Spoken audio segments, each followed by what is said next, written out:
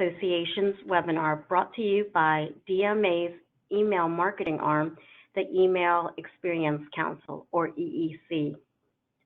Today's webinar, Expert Q&A, How Expedia Uses Real-Time Data to Send Personalized Email at Scale, is sponsored by the EEC and MessageGear. I'm Jocelyn Argren, the EEC Director of Education and Events. DMA and the EEC are proud to support informative events like today's webcast. If you would like to learn more about DMA, please visit thedma.org. And for more information about the EEC, go to emailexperience.org. Please make sure to join the conversation today and contribute any questions or thoughts you may have by using the question functions found on the right-hand side of your screen. We will do our best to address all of your questions at the end of today's session. The speakers' presentations and comments represent their own viewpoints and do not necessarily represent the views of the DMA or EEC. We hope that you enjoy today's webinar. Joining us today is Roger Barnett, CEO of MessageGears, and Madeline Brown, Product Manager, Omnichannel Communications from Expedia. With that, I turn the presentation over to Roger. Thanks, Jocelyn. It's really a pleasure to be here today. Thank you to Maddie from Expedia, and certainly to everyone who's dialed in. MessageGears is an enterprise email marketing software platform with a unique hybrid cloud architecture that we work almost exclusively with large enterprise B2C companies and their unique email needs. Sending personalized messaging at scale is a challenge, and I think uniquely challenging for companies that fit that category. And I think to that end, it's great to talk to Maddie today and get her perspective on the challenges that Expedia is facing and what they're doing about it. Maddie, do you mind introducing yourself? Yes, hello. Hi, everyone, and thank you, Roger and Jocelyn, for having me. I'm Madeline, as Roger said, and I work here at Expedia on our omni-channel communication team. And essentially what my team does is we support the operations and engineering work being done for our email, push, and SMS communications. So that entails everything from building out our internal tools to support HTML and segmentation, owning the relationship with MessageGears, our ESP, and then, of course, the day-to-day operations to get campaigns out the door. Oh, fantastic, fantastic. And so, yeah, Maddie is one of our primary customers within Expedia, as as she is and her team, use the product on a day-to-day basis. And so, but Maddie, let's talk about Expedia, and I think at a very high level, give us an overview of your kind of customer communication strategy, your loyalty strategy, if you want to call it that, and specifically, what's email's role within the business? Yep, sure. So I'll go back a little bit just in case anyone who dialed in today isn't too familiar with Expedia as a company. So high level, Expedia is the world's largest online full-service travel provider. So we sell many things, and our mission is to really revolutionize travel with the power of technology, which you'll see throughout our chat today is we really do put an emphasis on our investments in technology. And to give you guys an idea of the size of our business, fun fact, we send 170 people on a trip every minute of every day, and we sell enough tickets to fill more than 600 737 airplanes every day. So we have a massive amount of data we're dealing with, and we'll talk a little bit about how we use that for personalization. I think in regards to Roger's question about our email contact strategy and how does email play an emphasis at Expedia, like I mentioned, we have a ton of data. We also support multiple brands. So if you're not familiar, there's the Expedia Inc. umbrella. So we have brand Expedia, but we also support on our team What If and Last Minute in Australia and New Zealand, Orbitz and Cheap Tickets, eBookers in Europe, and Travelocity. So we have a lot going on from an email perspective. And when it comes to our contact strategy, our overall goal, which I think is similar to everyone, is we want to send the right message at the right time.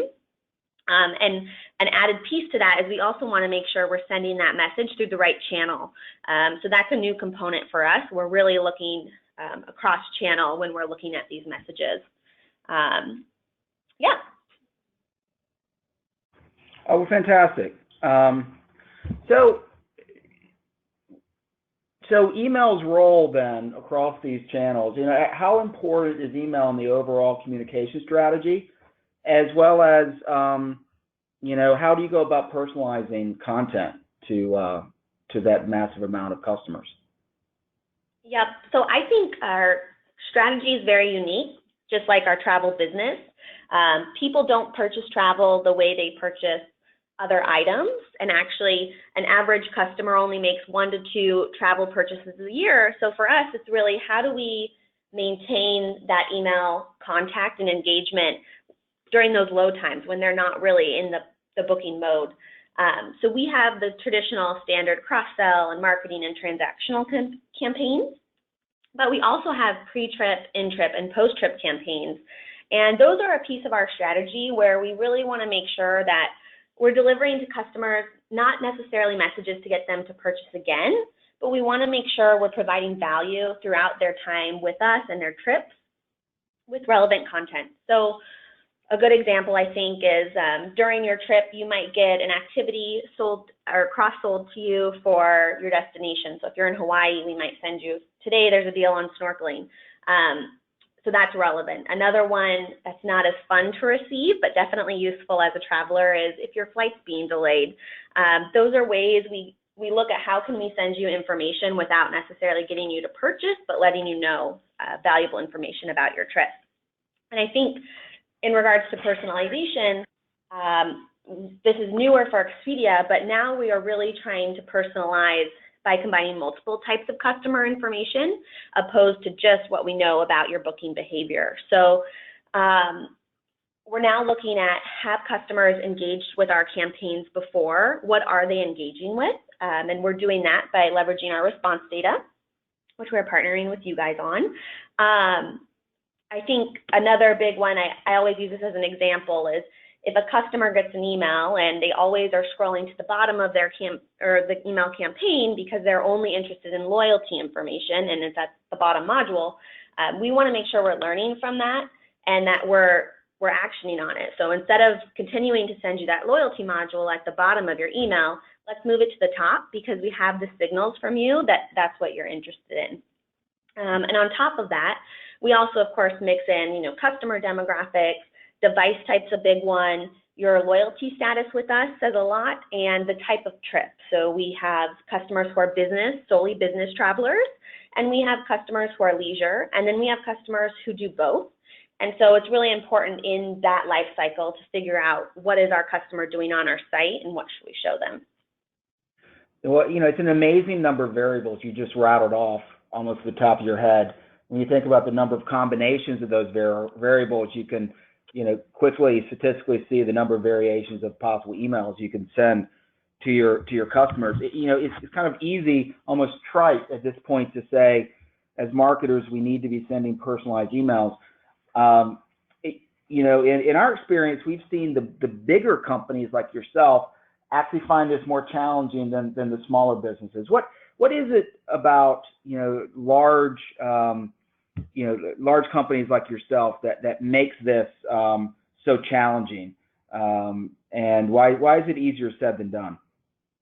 Yeah, I think you're right when you're saying personalization is really critical today, and I think it is because today's customer is smart and tech savvy, and frankly, they have really high expectations. They're used to shopping on other large retailers, I'll remain anonymous of names, that do it really well. So they really expect a lot, and if they're shopping for a Florida trip for the past 2 months, and for some reason we keep sending them information about Alaska, they kind of feel like the trust is eroded with us because they keep giving us all these signs and signals and we're not properly using them. And so we try our best, but I think there are a few things that at least come to my mind on why it's really hard to make this all come together, especially in a large company. So a few of them are data sources, not only in big companies like this. I mentioned earlier how many searches and bookings we have constantly going on our site globally. So not only are there so many different types of data you can tap into on customers, which is great, first of all, but it can be very challenging to mine through it all and figure out what should you be using, what's the purpose, and just not be overwhelmed. And I think another piece that I've experienced not only at Expedia but at other large companies is there's so many different sources of data, and every team is tapping into them and applying their own business logic and filters on that data. So all of a sudden, there's no one holistic view of a customer. Every team kind of looks at that customer in a different way, and it really makes it challenging to have an end-to-end cohesive experience on with your brand. And so I think that's a big challenge. I think another one for us has been in companies with larger databases. It's a big factor when you're looking at processing time, which directly impacts the whole idea of real-time data and real-time messaging. So with personalization, you want to be relevant, but you also want to be timely. And so if your data is taking a whole data process before your campaign can go out, you really can miss windows. So I think we're working on continually finding ways to optimize and work against that. And lastly, I think another one, so our team is omni-channel communication. So we are looking after email primarily, but we also have these new channels of SMS and push. And so we want to make sure, back to how I mentioned that holistic customer ID graph, where you really understand your customer, not only for your channel, but across channels, and how can you leverage that. So if a flight's delayed, should it go through a text? Should it go through push, email, or should it go through all three? By having a central database to look at customers, response data, and preferences, we can better make those decisions. And yeah, I mean, and across all different messaging channels, making sure the message is consistent in terms of tone and content, and contextually relevant based on, you know, person's, you know, whether they're looking at their mobile phone versus their PC, they're probably in different frames of mind. Just adds to the challenge there.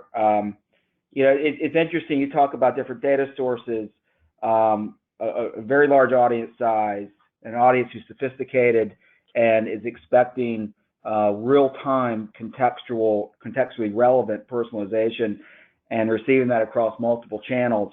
And then you mentioned earlier, across dozens and dozens of different potential variables that might decide what that personalization is. It certainly sounds, you know, daunting. So, you know, to the extent that you can do this verbally, you know, talk to us a little bit about the, you know, kind of internally, how are you set up as a company, both, you know, people-wise as well as kind of technology-wise, to handle these challenges? Yeah.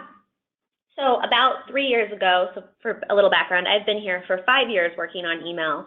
And about 3 years ago, we decided to do an ESP migration. So we moved to you guys for multiple different reasons. But a big one was being that, you know, you were really open to partnering with us and integrating with our internal tools that we were building. And I would say those tools are really how we're doing this. So our main goal is to operationalize personalization. And to do that, we had to do a few different things. We had to create a recommendation engine, so we make sure that we are giving our customers the correct content based on the right time. But we also needed tools to help our marketers become quicker in building out their campaigns in a self-serve fashion. And so before I was actually in this role on the engineering side, I was on the marketing side of the house, and it used to actually take us up to 4 weeks to get a campaign out the door. Because, you know, multiple reasons. We were relying on a bunch of teams, just the corporate red tape that comes at a big company with getting communications out. And we really just weren't agile. It took so long to get things out. Like, we missed that window I was talking about earlier with that time-sensitive, real-time information. So we built all of these internal tools that now allow marketing managers to be able to have more control over their campaigns. Our tools are integrated with message gears, and we're able to have the marketers build their own HTML essentially and do their own segmentation. And so now we can get campaigns out in as little as 1 day. One thing I would say is it does sound daunting, and there's a lot of manpower behind these initiatives.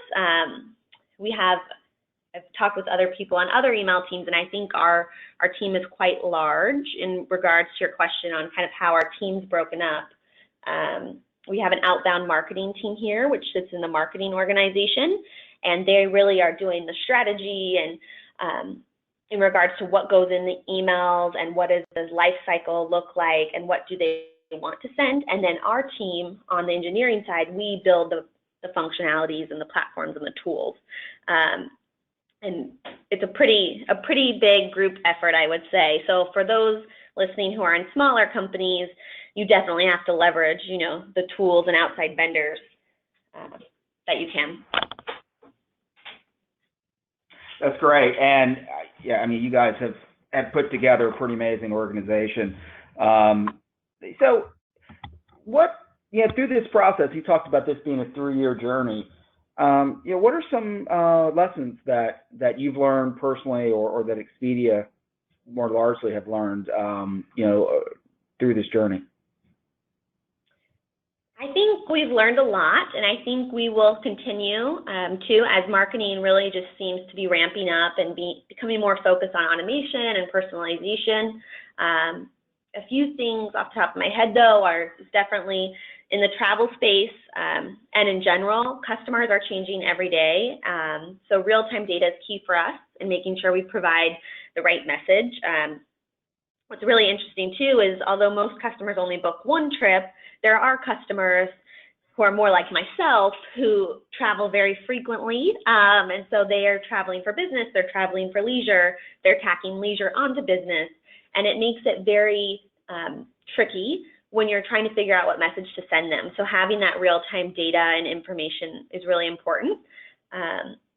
Another one I think is we've tested and learned from that communication shouldn't only be targeted off of the shopping behavior. So really working towards understanding the customer's interactions with the brand. And continuity of a message matters. So like I said before, we really want to strive for an end-to-end experience with our customers and make sure that if we're targeting them as a family traveler in email, that's the same experience they're going to get on other channels as well.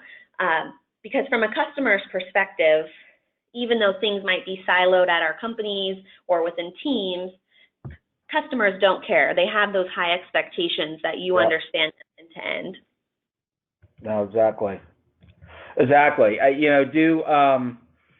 Do you have any advice for marketers on the phone, in terms of maybe initial steps they could take to start to leverage some of this real-time data for better personalization?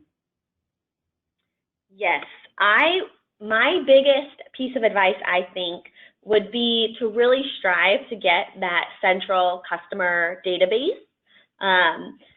I was telling some people I actually was at a conference recently, and there was a breakout session on customer ID graphs, and there was about 30 big brands there, and only about 3 of us actually had an operationalized central place to look at a customer's data. And so I think that's really the first step, because before you really have to understand the data you're using, where it's coming from, is it even accurate? Something I've noticed a lot even here is, we have so many different kinds of awesome APIs and data we can get our hands on, but if you don't really understand how is that data being supported, is it being refreshed frequently enough, those kinds of things, it's really hard to personalize. I think sometimes we get a little ahead of ourselves when we come up with great strategies of cool content we want to give our customers before we actually clean. Right. And that's an amazing statistic. 3 out of 30, relatively small sample size, but I'm sure that it extrapolates at least somewhat, how far the industry has to go as a large B2C brands in terms of being able to tackle, this challenge appropriately. Finally, Maddie, just getting a bit more tactical, I think, than we've been. Any advice you have for the audience just about some campaign strategies or tactics that might lift the needle between now and the end of the year? Anything that Expedia is doing that you might want to pass on? Yes, so I think as a marketer, I'm very passionate about email, but also, and I'm also biased because I work in email, but also as someone who receives thousands and thousands of email a day, what really excites me is the opportunity for brands to be able to really leverage response data. And, some brands say they've been doing it for a long time. Some brands are just starting to figure out how to do it, which is where we're at. But I think that's what really excites me, because if I'm a customer and you're sending me 10 emails with the same subject line and I'm opening, but I'm never clicking, it's probably a good signal that I'm interested in the subject line, but I'm not interested in the content. Or, I just feel like that kind of data really isn't leveraged enough in the email space right now. I can't tell you how many, I won't name names, but how many times I get the same email and I'm so excited to open it, and then I'm so let down because it's the same content I've been getting for the past 10 weeks. So I think between now and the end of the year, if more brands can really look into leveraging response data, that's something that can move the needle for sure. Sage advice. So that's great, Maddie. Thanks so much. Anything else that comes to mind of real-time personalization before we open it up to Q&A? Nothing other than, I think, little steps. Some of the best advice I've been given is, oftentimes there's this big trend right now of automation and personalization, and really, like I said, make sure your data is clean, make sure your campaigns are performing and well tested before you jump ahead to the new really cool idea of automation, because you want to make sure that you're automating something that works. So yeah. No, having a plan that's measurable and being able to, understand in increments what's working and what's not working as you move along, I guess, is critical, to be sure. Yeah. Well, fantastic. Well, Jocelyn, do you want to open it up to Q&A to the audience? Yeah, sure. So we've got a couple of questions there. So the first one is, how big is your email team in Expedia? So we have two components to our email team. We have the marketing side of the business, and they've grown drastically. And like I said, that's because we are a global company. And so I want to say there are around 20 people. That's anywhere from marketing managers, directors, specialists, really getting campaigns out the door and executing. And then our team, from an engineering perspective, is quite large. And I always say that to people is there's a big difference between an email company or an email team at a retailer versus a technology company, because we have a lot of engineers and developers at our fingertips here. So I would say we're about 45 on the engineering side. Great. Another question came in. How do you manage to support for those multiple brands you mentioned across your organization? Yeah, that's actually, I think, one of the most exciting pieces of my job is I work very closely with those brands, and some of them have been with Expedia Inc. for a while, and some are newer, and so naturally there's that migration stage of how do we get these new brands on our platforms, on our tools, and then the most exciting stage is when you really start to optimize and figure out what learnings do we have from all of our personalization strategies that can be applied to these new brands. And it's really fascinating because these brands are, although they're all in the travel space, they really do have their specific niche markets. And so you'll notice, for anyone familiar with What If and Last Minute, those brands are really fun and they have a really fun brand voice. And so we get to play a lot more with our marketing and our copywriting in those emails, opposed to the more traditional Expedia brands. So I think we definitely try to scale when it comes to all of these brands on our platforms and tools, but we still try to make sure we're optimizing. Thanks, Maddie. The next question that came in is that you said that the average customer only books travel 1 to 2 times a year. How do you measure engagement in between the bookings to determine the success?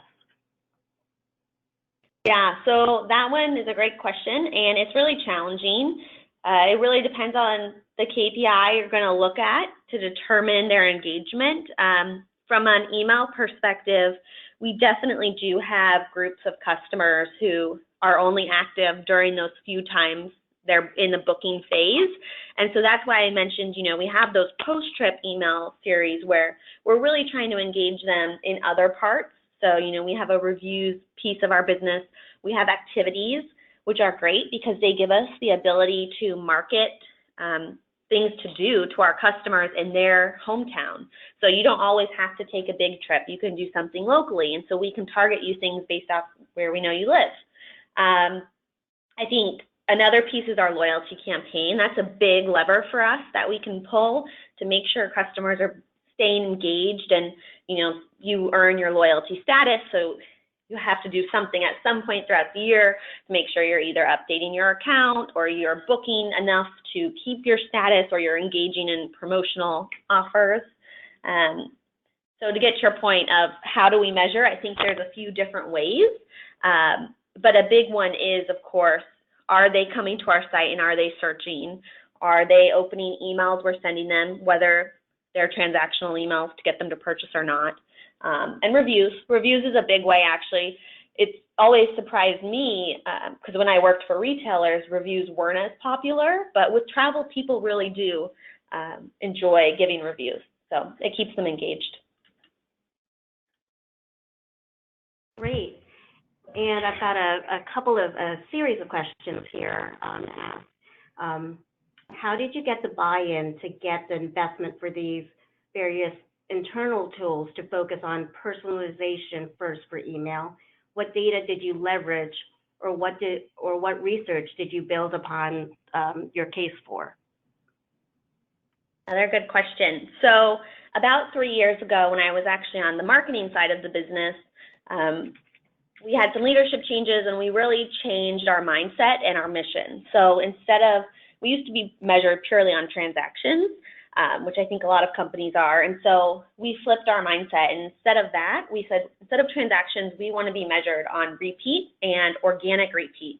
So how do we get customers to organically come to our site and repeat without necessarily, so a big example, I think, is you'll send an email out to all of these customers, and you look at it and you say, oh, this is a fail, there were no transactions. Well, that's not necessarily the case. You probably got a lot of engagement, you sparked people's interest in traveling, and so now they're in this inspiration stage where they're just shopping around. And so we really had to change not only our mindset, but also our KPIs within our org. And that's really what supported the investment into the tools. Another piece, like I said, we're a tech company and we really take pride in that. And so naturally, we do like to build things internally.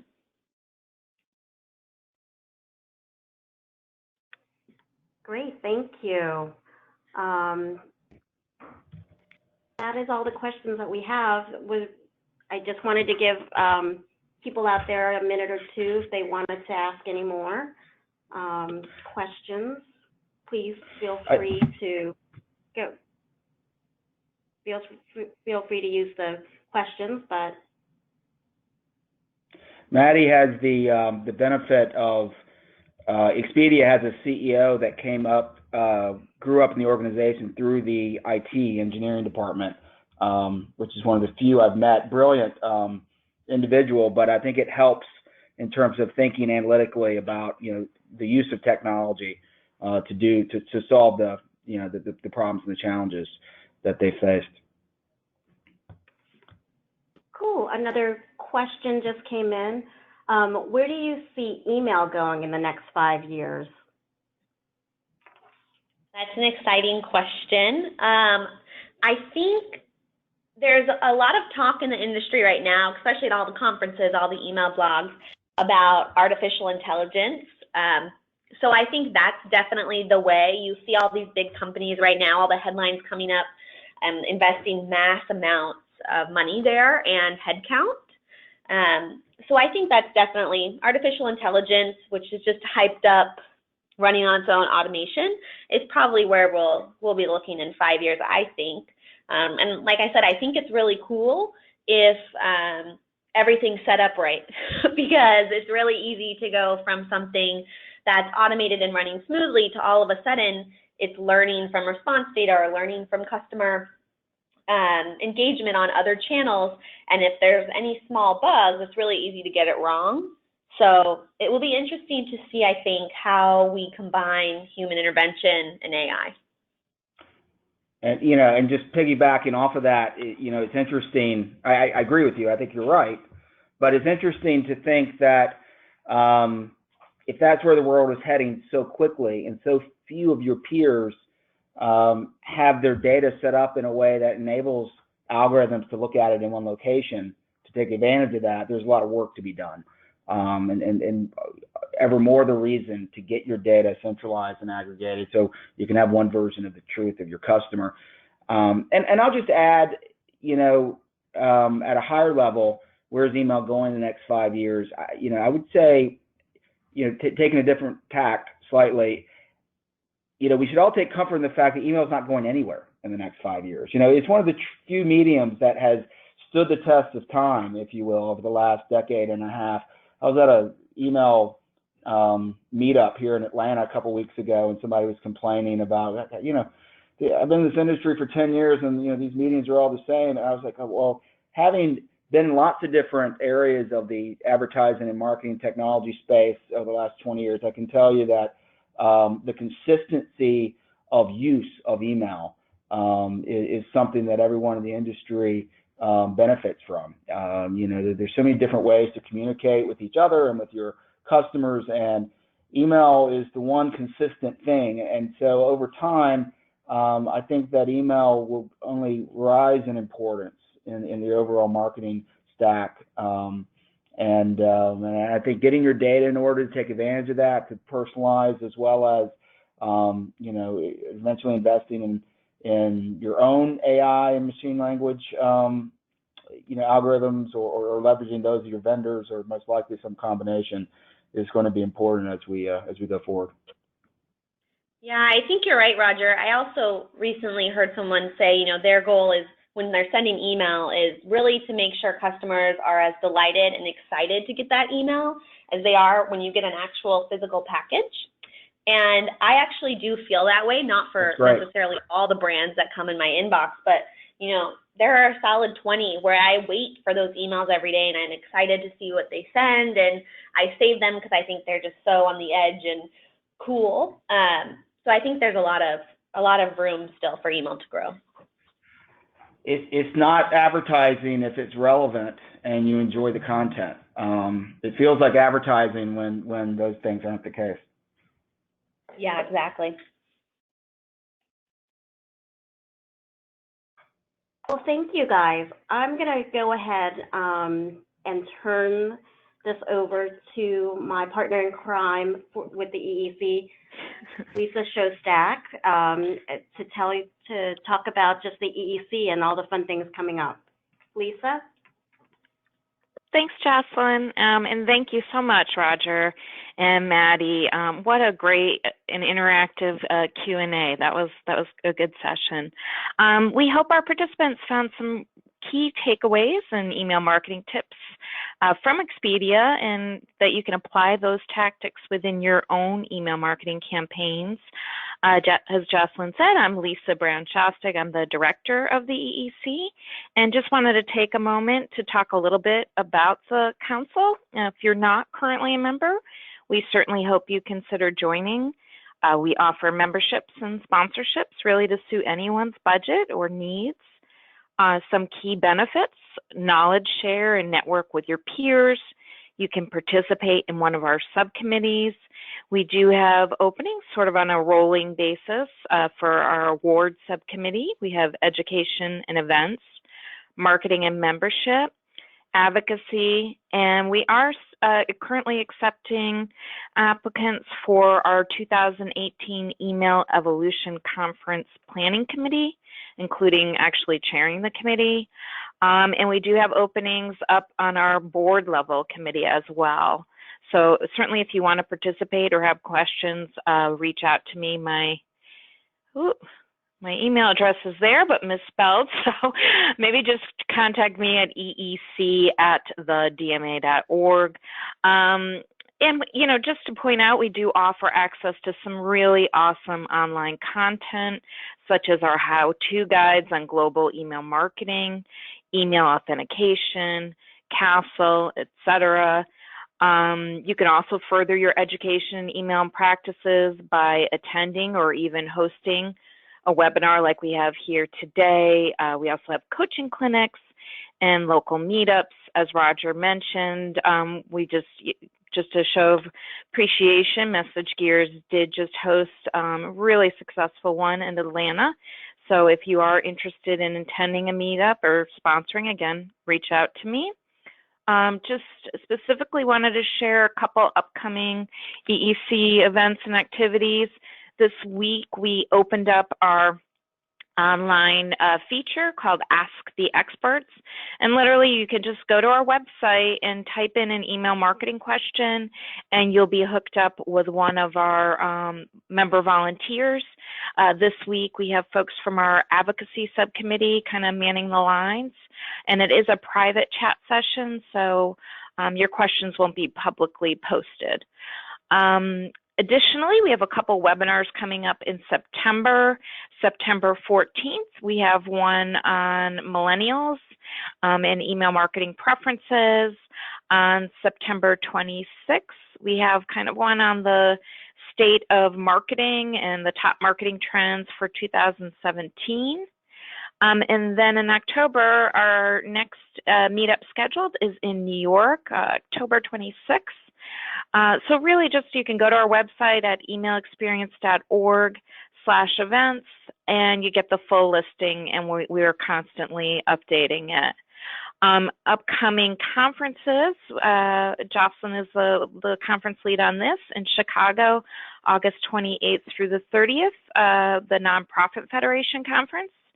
And then October 8th through the 10th in New Orleans is DMA's annual conference. And then EEC members do get a special discount, so reach out to me if you want to attend and I'll give you the code. So again, thank you all for listening and participating in today's webinar. Thanks again to our presenters, Roger and Maddie, and Will from Message Gears for taking the time to really share their expertise and answer your questions.